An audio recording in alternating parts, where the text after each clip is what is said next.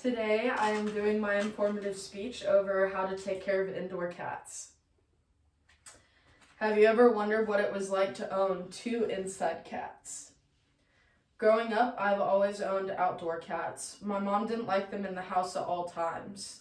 This past year, I took it upon myself to adopt a cat that needed someone to look after her. In order to set my plan in motion, I told my mom that I found her underneath my car at work, so she couldn't say no to my brand new softball, Margot. I chose the name Margot because she is my favorite character in John Green's Paper Towns.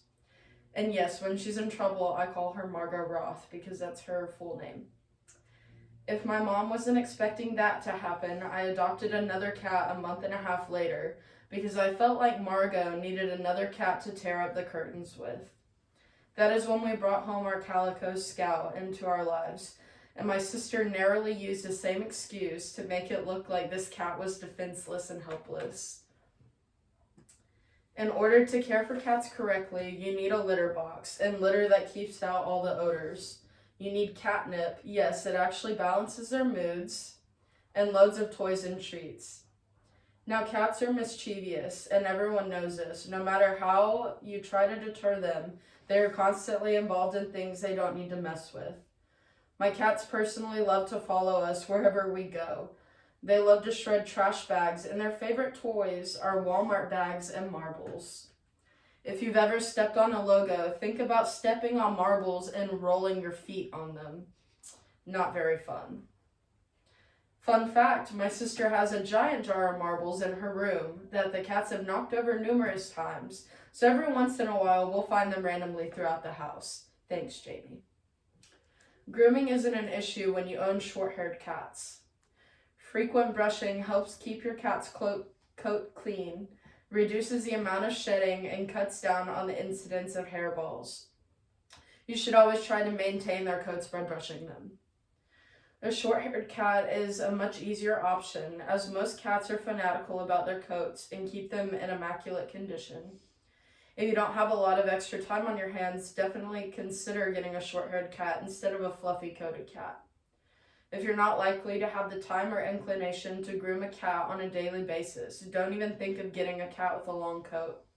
In pedigree jargon, any cat with a longer coat, aside from a Persian, is called a semi-long-haired cat, because the coat is not as full as a Persian's and does not have such a thick undercoat. However, it is still long and requires lots of grooming.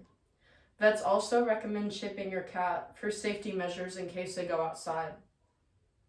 For extra insurance, consider having your cat microchipped and keep your contact information with the microchipped registry up to date. If you do lose your cat, contact your local animal shelter immediately to file a report. Remember that unattended cats can often carry diseases, and they may be harmful to primarily inside cats.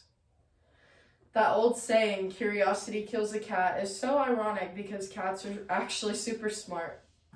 Cats are extra silly because they do know better, but their curiosity always seems to cancel out their doubt. You may notice open cabinets, lock them up to keep the poisonous chemicals like antifreeze away from them. Dangling strings or cords of any kind may be one tug away from a big mess or injury. Also place houseplants out of reach as they are poisonous to cats. My cats frequently get yelled at for jumping on high places, so I had to learn to not keep treats or snacks in my room. They'll tear apart anything they can get their tiny claws on, and I don't feel like vacuuming up cookie crumbs when they decide to strike again.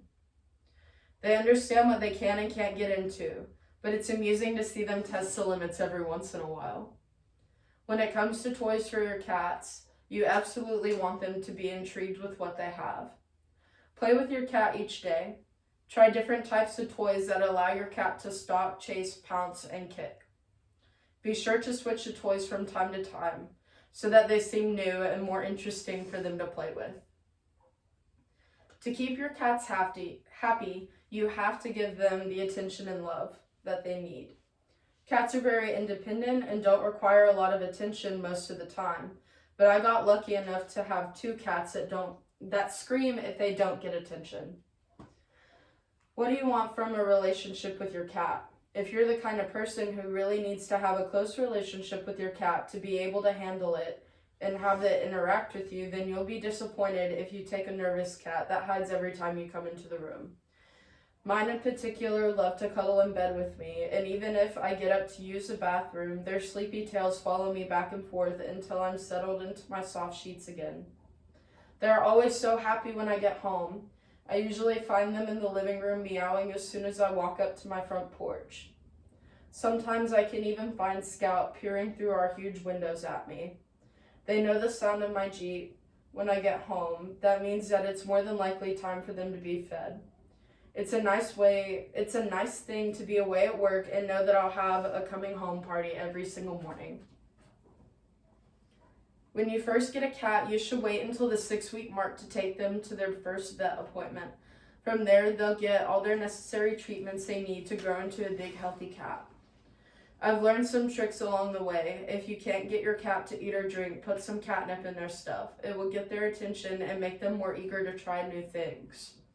If your cat is responding to you, you should reward it with treats. Cats choose who they love, and if it's you, you're very lucky.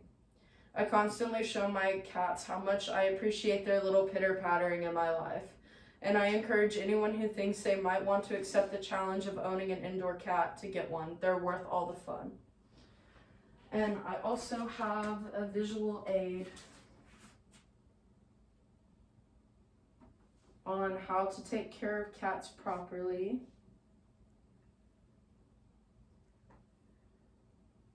How to take care of indoor cats in informative speech.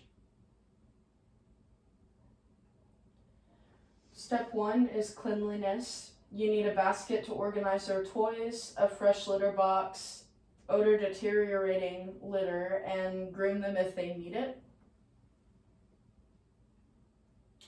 Vet stuff for kitties. A 6-week appointment is where you should start. They can tell the correct age of your cat by their teeth and their weight. They'll give your cat all the necessary treatments to grow big and strong. Just a tip, if your cat has fleas, wash them with Dawn soap to kill them before applying any flea treatment.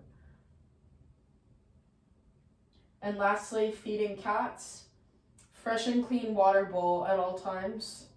Treats should be no more than 5% of their overall diet. Cats need foods with taurine because it's good for their heart and their eye health. If your cat is sick, you should wait no longer than 2 days before seeing a vet.